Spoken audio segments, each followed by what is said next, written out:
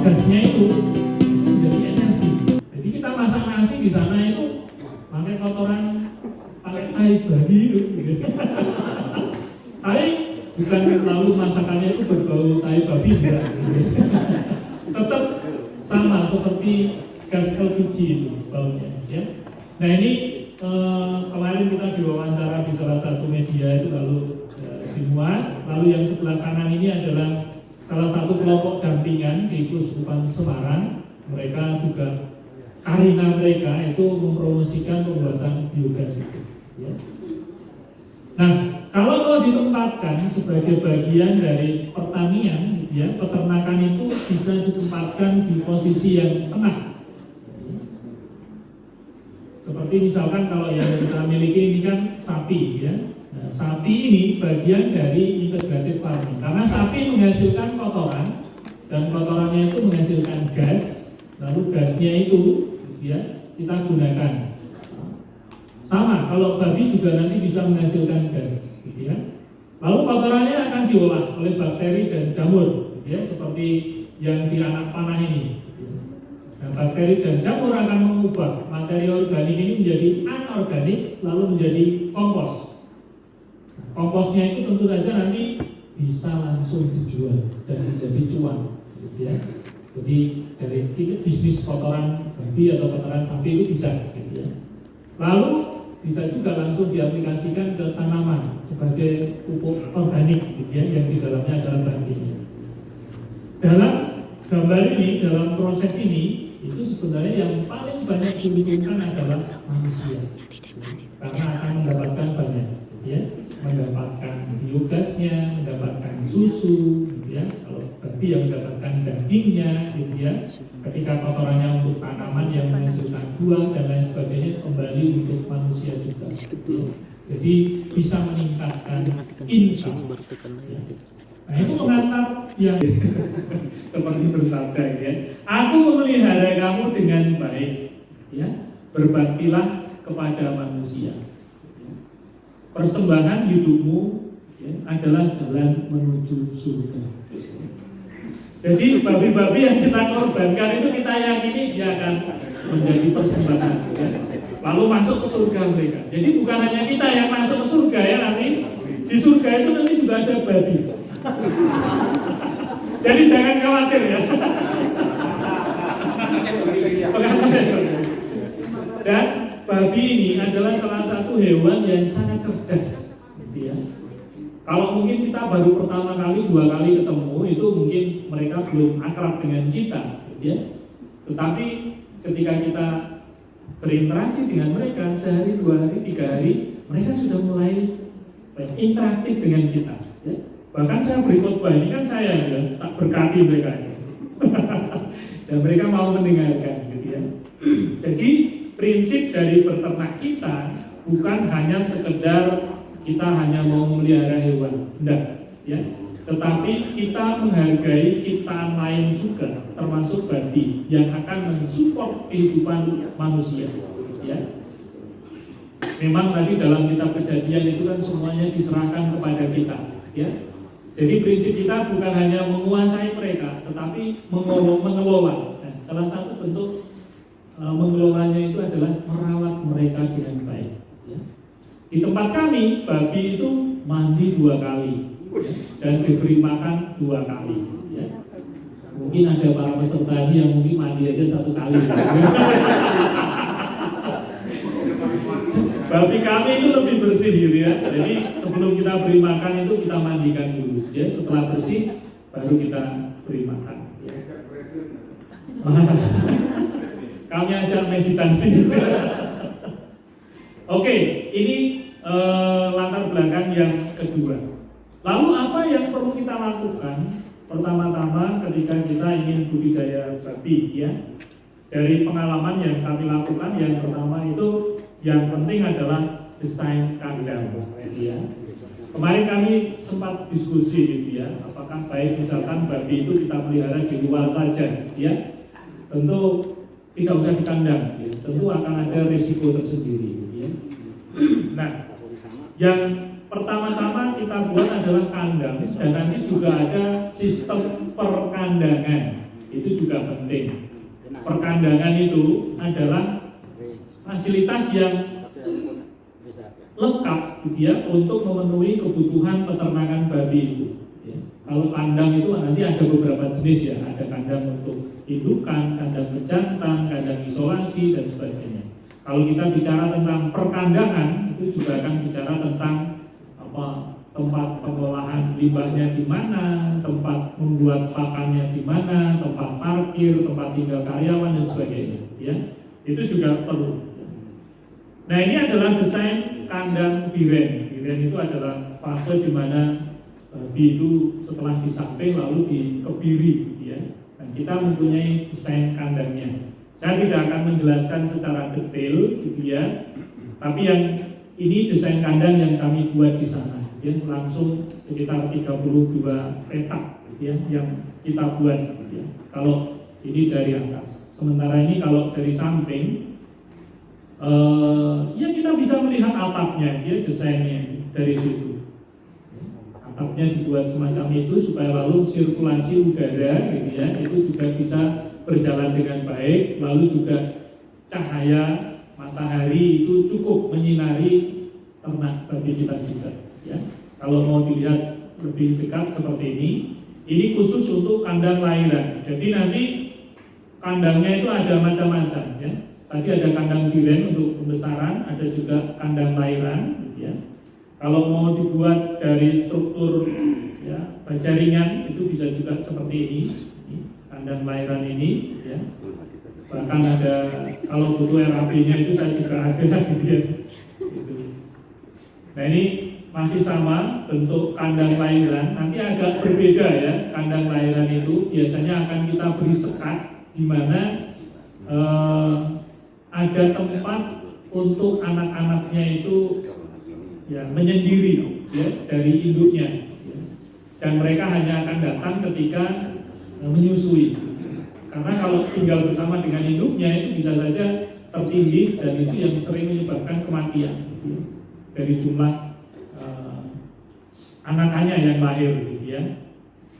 Rata-rata itu kalau babi kami itu lahir sekitar 14 ekor, ya, sekali melahirkan. Pernah ada yang sampai 19 ekor. Berapa indukan? Ya? Berapa indukan? Kita punya 70 ekor indukannya. Kadang pernah 19 ekor, ya, padahal putingnya itu hanya 14, ya. Jadi ketika menyusuinya itu repot, gitu ya. Harus dititipkan pada tetangga. Nah, ada juga yang namanya kandang baterai. Nah, ini kandang untuk isolasi, misalkan setelah mereka anak-anaknya di samping itu lalu ditaruh di kandang yang mungkin membuat mereka tidak terlalu banyak bergerak, gitu ya, supaya lalu cepat gemuk, gitu ya. Ini dibuat dari besi. Ini pun kadang sering dijebol sama mereka. Maka memang harus struktur kandangnya itu kuat, gitu ya.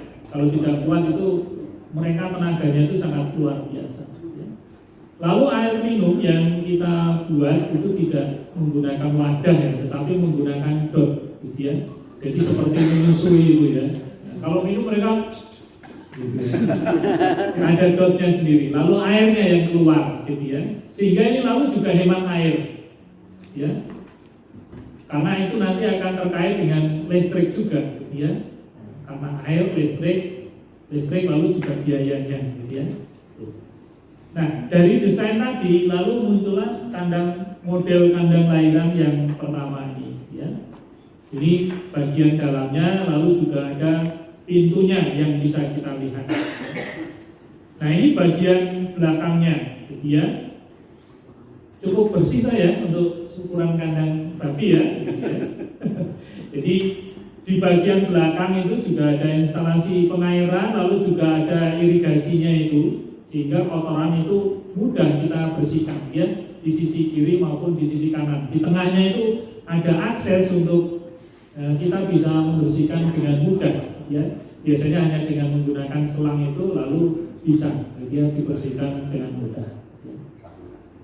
Lalu ini kandang lahiran. Nah, ini ada semacam sekat, lalu juga ada lubangnya, ya, sehingga itu ada anak-anaknya yang berlindung di situ, ya. Nanti kalau menyusui dia akan menyeberang ke sebelahnya, ya, untuk menyusui dari induknya. Kalau memang kita tidak memberikan sekat, maka kita harus menyediakan box khusus gitu ya. Jadi di awal kelahiran itu anakannya harus dipisah ya dari indukannya. Ya. Jadi nanti kalau mau menyusukan baru dikasihkan ke indukan. Setelah menyusui selesai, lalu kita ambil, kita masukkan dalam box ini. Di dalamnya ini perlu diberi ya serbuk gergaji gitu ya supaya hangat. Lalu nanti kalau malam ketika masih usia di bawah 1 minggu itu ya perlu diberi penerangan lampu gitu ya supaya hangat gitu ya. Karena perbedaan suhu di dalam kandungan dan di luar itu cukup tajam gitu ya. Dan kadang mereka bisa stres lalu juga bisa mati gitu ya. Nah, penerangan bisa menggunakan dari biogas gitu ya yang kita buat gitu ya dari kotorannya gitu. Nah ini lalu kandang tiren secara aktual kalau menyeluruh ada juga pembatas besinya di situ. Lalu ini kandang indukan, ini foto yang agak lama, sekarang ini sudah lebih bagus karena kami renovasi ya. Ini kandang indukan bunting, ini juga harus dipisahkan satu-satu ya. 1 ekor 1 kandang ya, berarti kalau 70 ekor ya kita punya 70 kandang. Jangan dicampur, karena kalau dicampur itu biasanya bisa mengakibatkan keguguran juga. Ya. Beberapa babi kami itu keguguran karena pernah saat mengandung itu 1 kandang diberi 2. Ya. Mereka saling berkelahi. Jadi babi itu punya kecenderungan juga untuk membuli teman-temannya. Ya. Jadi bukan hanya manusia. Kalau dalam satu peranangan itu ada yang kecil, itu pasti habis dibuli sama teman-teman. Gitu ya. Maka mungkin perlu kita nasihati lebih ya mereka ya, jangan membuli teman-temanmu nanti kena undang-undang bullying gitu ya. Lalu juga ada kandang pejantan. Ini pejantan tentu saja harus disendirikan dan dia dikeluarkan ketika mau kawin gitu ya. Ya seminggu itu bisa mengawini 5 kali ya kalau pejantan yang bagus gitu ya. Lalu bisa dengan menggunakan 2 metode. Pejantan ini kita keluarkan di luar kandang, nanti ada saya tunjukkan gambarnya, atau betinanya kita masukkan dalam kandang itu. Nah ini babi dewasa, 1 indukan itu harus selalu bersama mereka. Kalau misalkan dicampur dengan indukan yang lain, itu biasanya mereka akan berkelahi, gitu ya. Maka mereka harus selalu bersama. Kalau dicampur ya nanti biasanya mereka akan berkelahi. Begitu juga ketika seekor babi punya anak, tuh ada anakan lain dari indukan yang lain dimasukkan ke situ, pasti akan tahu, gitu ya, dan pasti akan dibunuh. Gitu ya. Maka memang ya agak-agak sadis juga, gitu ya, kejam. Gitu. Tapi itu yang terjadi.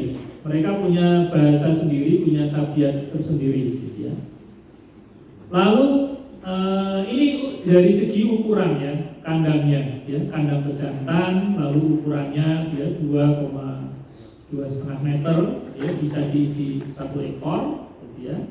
Lalu untuk indukan dengan ukuran segitu, gitu ya. Lalu kandang pembesaran, gitu ya, 2,5 meter kali 4, gitu ya. Bisa diisi 10 sampai 15 ekor, gitu ya. Ya rata-rata bagi kita itu sampai akhir itu 10 ekor, ya. Kadang ada yang 12, 13. Ini untuk rencana kalau mau membuat kandang. Gitu. Nah ini faktor yang penting, makanan babi. Gitu ya. Yang kita buat di sini, kita mengklasifikasikan ada 4 macam makanan babi. Ya.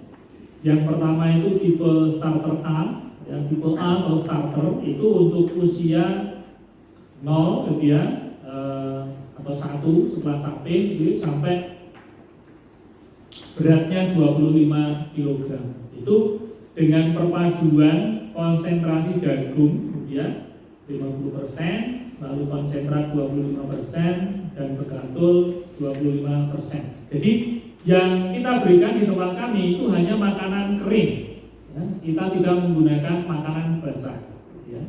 Nah, dengan menggunakan makanan kering ini kita bisa mengukur sungguh gitu ya perkembangan mereka. Kita bisa melihat misalkan tipe B ke tipe C gitu ya. tipe B itu diberikan pada usia 3 bulan plus, gitu ya, dengan konsentrasi jagung 40%, konsentrat 20 dan katul 40, gitu ya. Dari 25 kilo nanti dalam 1 bulan itu bisa mencapai 60 kilo, gitu ya. Jadi cepat, gitu ya, pertumbuhannya. Jadi tipe B ini, makanan tipe B hanya kita berikan dalam waktu 1 bulan, gitu ya. Dan per ekor itu diberikan 2 sampai 2,2 kilo. Kalau sehari diberikan 2 kali berarti 1,1 ya, 1,1 kilogram sekali makan, gitu ya. Lalu selanjutnya adalah tipe C, itu 4 bulan, usia 4 bulan plus, gitu ya, 60 kilo sampai dia itu 100 kilo, ya, sekitar 3 bulan kemudian, usia 6 bulan atau 7 bulan, gitu ya, itu beratnya sudah 100 kilo. Kalau berat 100 kilo, gitu ya, makanannya itu sekitar 3 kilogram, gitu ya, maka harus segera dijual, jadikan cuan, gitu ya, atau dipotong, gitu ya. Kita jangan memelihara terlalu lama, kalau terlalu lama nanti pakannya itu yang akan menjadi mahal, gitu ya. Lalu kita tambahkan untuk pakan itu satu komponen yang disebut sebagai super oligo, gitu ya. Ini semacam ragi untuk mempercepat proses pencernaan di dalam perut babi itu, gitu ya. Dengan ada ragi ini, gitu ya, itu proses pencernaannya lebih cepat sehingga nutrisi dari bahan pakan itu bisa diserap oleh usus lebih cepat, gitu ya. Perkiraannya 1 hari kalau kita beri makan 3,5 kilo itu bisa naik, gitu ya, berat badannya itu 1 kilo per hari, gitu ya. Kalau itu terjadi pada manusia itu luar biasa itu ya, makan 3 kilo nambah 1 kilo, gitu ya, 10 hari sudah, gitu ya, jadi baru panggang ya. Oke, itu nanti bisa kita diskusikan lagi, gitu ya. Selain itu kita juga membutuhkan obat-obatan dan tidak terlalu banyak. Obatnya itu paling obat cacing, gitu ya. Lalu obat tambah darah, gitu ya. Di situ ada mereknya, itu ada Verdex. Lalu vitamin satu-satunya yang kita gunakan itu adalah Medoxil, ya, untuk indukan setelah melahirkan. Gitu ya. Lalu yang Verdex itu untuk 1 hari setelah induk melahirkan dan setelah dia dikebiri, gitu ya. Ini contoh pakan yang kita gunakan, yang K52 itu adalah konsentratnya, sementara yang komponen lain yang penting itu adalah tepung jagungnya, ya. Untuk bekatul atau dedak itu sebaiknya memang lalu menggunakan yang itu ada grade-nya ya, ada grade A, B, C, ya. Kita menggunakan yang grade A. Nah, yang penting juga adalah jenis babi yang harus kita pelihara, ya. Saya perkenalkan ada 4 macam babi, ya, jenis-jenis babi itu. Yang pertama itu adalah babi burung. Ini jenis babi dari Amerika, ya. Modelnya seperti itu. Lalu ciri-ciri warnanya bisa kita lihat itu agak merah muda, ya. Dan yang penting di sini adalah produksi susu tinggi dan memiliki banyak anak, ya. Terus terang kalau kita beternak itu ya pengen cepat banyak, gitu ya, anaknya, karena itu yang akan kita jual, gitu ya. Ada beberapa jenis babi itu yang produksi anaknya tidak terlalu banyak, gitu ya, lalu susunya sedikit, gitu ya. Nah, ini yang kita pelihara di sana, jenis burung, gitu ya. Lalu ada juga yang namanya itu Yorkshire. Ya. Jadi ini memiliki karkas tinggi ya, dan jumlah dagingnya itu cukup tinggi, gitu ya. Lalu kemampuan beranak tinggi dan mampu mengasuh anaknya. Jadi tidak hanya cukup menghasilkan susu, tetapi juga harus punya karakter bisa mengasuh anaknya. Karena ada beberapa itu yang kejam dengan anaknya, gitu, lahir lalu dibunuh. Ada juga lahir tidak mau menyusui, itu juga terjadi. Nah, itu ya, mungkin karena nggak tahu bapaknya di mana, gitu ya.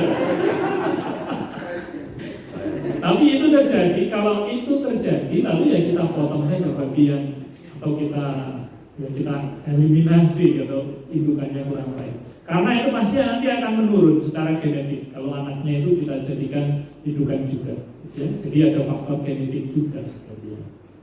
Ini Yorkshire, kita tidak punya yang Yorkshire ini. Yang kita punya adalah Landrace ini. Jadi kita budidaya Landrace sama Brock. Ya. Nah ini bisa dibuat bacon, gitu ya. Itu jenis daging babi yang berkualitas tinggi, gitu ya. Lalu ciri-cirinya itu warna putih, ukuran tubuh panjang, besar, ya. Lalu kepala kecil, agak panjang, dan telinga terkulai. Kalau teman-teman mau membedakan itu sebenarnya bisa dilihat dari bentuk telinganya, gitu ya.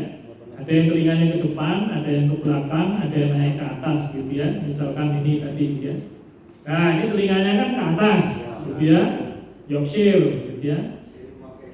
Nah, kalau yang sebelumnya ini, gitu ya. Nah, telinganya seperti itu. Nah, sementara yang Landrace itu dia agak ke depan, ya. Itu contoh paling mudah, gitu ya. Dan ini puting susunya ada 14, gitu ya. Yang terakhir yang saya perkenalkan itu adalah nah ini milik siapa ini? Ini agak berbeda, tetapi di Kalimantan saya kira ini ada. Kemarin itu saya dipameri foto oleh Romo Pontianak itu Surip, ya. Romo Surip itu salah satu pamer itu mirip, ya. Babinya seperti ini. Nah ini disebut sebagai baby Berkshire, gitu ya. Dan ini dari Inggris, gitu ya. Ini karkasnya cukup tinggi meskipun dia pendek, ya. Kakinya itu pendek. Gitu ya. Karkas itu apa? Karkas itu daging. Kalau dipotong itu jumlah dagingnya itu banyak. Ada yang misalkan berat 100 kilo, gitu ya, dipotong, ditimbang ternyata setelah dibersihkan nya gitu, tinggal 50 kilo misalkan seperti itu. Rata-rata ini 75%, ya, hanya 25% itu hilang, gitu ya. Jadi cukup tinggi. Lalu yang penting juga adalah gudang pakan dan obat cacing, ya. Obat cacingnya ini, gitu ya, diberikan nanti 3 bulan sekali, gitu ya. Lalu ini pakannya ada tipe A, B, C dan sebagainya, gitu ya. Lalu ini penambah darah yang tadi saya sebutkan, gitu ya. Itu B kompleks. Nah, bagian yang penting adalah ini. Ya.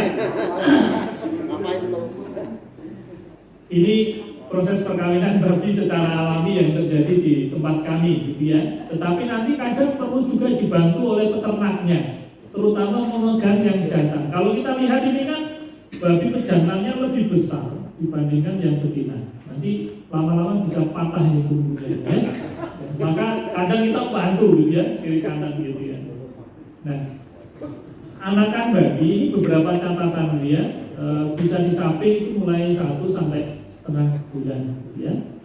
Lalu usia 1 tahun pejantan dan indukan itu sudah siap untuk bereproduksi. Sebenarnya masa subur mereka lebih cepat, gitu ya. Yang betina itu bisa itu 6 bulan itu sudah mulai subur. Yang jantan itu 7 bulan itu sudah mulai subur juga, ya. Atau masih remaja. Kalau kita kawin kan, ya bisa mereka kawin, tetapi biasanya nanti hasilnya kurang maksimal. Kita tunggu dulu sampai 1 tahun, baru nanti dikawinkan, ya. Lalu usia bunting babi itu 3 bulan, 3 minggu, 3 hari. Nah itu gampang patokannya ya, 3 bulan, 3 minggu, 3 hari, atau 114 hari, ya. Nomor 4 ini juga penting, ya. Ciri-ciri indukan siap kawin itu keluar lendir, ya, dari vaginanya itu, gitu ya, lalu agak membengkak, lalu memerah, ya. Dan kalau misalkan dipegang begitu, ya, dia diam saja. Tetapi ada ciri lain yang belum saya tuliskan itu, ya, biasanya gelisah, gitu ya, ketika ingin kawin, ya. Kalau dalam bahasa Jawa itu ada 3A tandanya, ya, abang, abuh, anget, gitu ya. Abang itu sepertinya merah, gitu ya. Abuh itu agak bengkak, gitu ya. Lalu yang satu tadi anget, gitu ya. Kalau dipegang itu hangat. Maka nanti kalau beternak silakan rajin-rajin pegang gitu ya, agar ada juga gitu. Ya. Loh ini penting, ini ilmiah ini ya. Terus ketika untuk babi indukan 70 ekor itu kita punya pejantan itu 4 ekor ya. 4 ekor cukup. Jadi 1 ekor untuk 15 ekoran indukan itu cukup. Lalu buatlah atau pilihlah pejantan itu yang ukurannya agak bervariasi ya. Sebenarnya yang bagus itu ketika ukurannya hampir sama. Ada juga yang induknya terlalu kecil atau induknya terlalu besar, pejantannya kecil dan sebagainya. Ya. Lalu jumlah rata-rata hidup di tempat kami itu sekitar 10, ya maksimal bisa mencapai 17 ekor beranak, bahkan 19 itu juga pernah. Ya. Jumlah puting susu 14 ekor. Nah, apa yang bisa dilakukan ketika anaknya itu 17, sementara putingnya 14?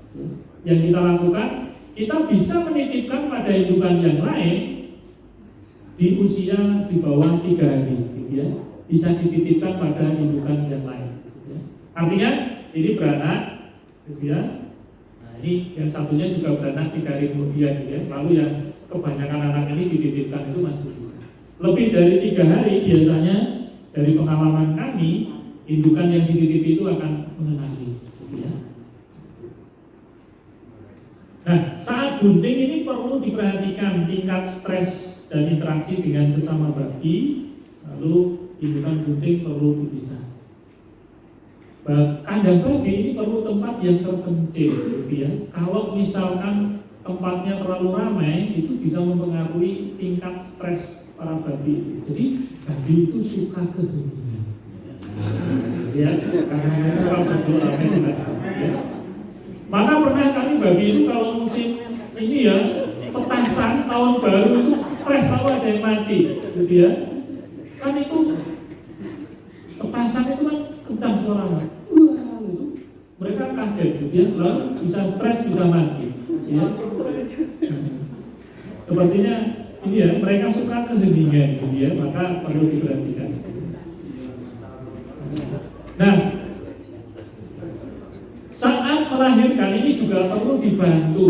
Ini akan lebih bagus dan meningkatkan jumlah anakan yang nanti bisa selamat. Kalau tidak dibantu, biasanya lalu ya bisa tertindih, gitu ya. Maka karyawan kami itu kadang dia lembur, ya menunggu babi itu lahir, ya. Setelah lahir lalu kita bantu, minimal untuk membersihkan, ya, mulutnya dan lain sebagainya, ya. Lalu dilakukan pemotongan taring dan itu setelah lahiran itu, ya. Lalu kebiri itu dilakukan, ya minimal 20 hari atau 1 bulan. Bisa juga dilakukan setelah itu, tetapi agak besar. Dan itu biasanya butuh 2 atau 3 orang untuk megangi, gitu ya. Lalu biasanya setelah dikebiri ada penambahan itu, ya, medoksil, gitu ya, ataupun vertek tadi untuk penambahan darah. Obat cacing diberikan 3 bulan sekali, gitu ya.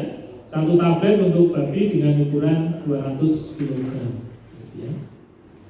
Kalau misalkan kena kudis itu ya perlu kita tangani, gitu ya. Dengan paling mudah itu yang menggunakan oli, gitu ya. Nah, pembersihan kandang di tempat kami dilakukan 2 kali, ya. Memberikan makan juga 2 kali, ya. Lalu jam kerja itu yang kita buat seperti ini, jam 7 sampai jam 12 itu shift yang pertama, gitu ya. Biasanya datang langsung membersihkan itu, nanti kira-kira jam 8 itu lalu kita beri makan. Jam 12 kandang itu harus sepi. Kenapa? Ini jam tidur bagi para babi. Jadi babi harus diberi waktu tidur. Nah, sampai jam 15. Jadi mereka tidurnya 3 jam. Ini proses yang sangat penting, gitu ya, supaya mereka cepat gemuk, gitu ya. Nutrisi yang mereka makan itu terpenuhi. Lalu sore hari jam 15 bersihkan lagi, ya, mandi mereka, baru diberi makan, tutup kandang, kita yang tidur, gitu ya.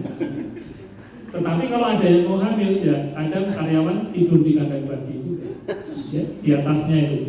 Ketika naik, oh itu melahirkan, lalu dibantu. Gitu ya. Tapi tidak setiap hari, bisa dihitung 114 hari jadi tahu. Ya. Nah ini yang mungkin tidak banyak diperhatikan orang, gitu ya, mengenai jam kerja dan jam biologis para babi itu. Ya. Nah ini terkait dengan protokol kesehatan kandang dan yang membuat salah satu kandang kita itu aman karena memang menerapkan protokol ini, gitu ya. Pagar itu harus ada, tentu saja. Kalau bisa pagarnya yang tertutup, gitu ya. Lalu interaksi dengan orang, pakan dari kandang lain, gitu ya, yang menjadi sumber penularan penyakit itu perlu dijaga.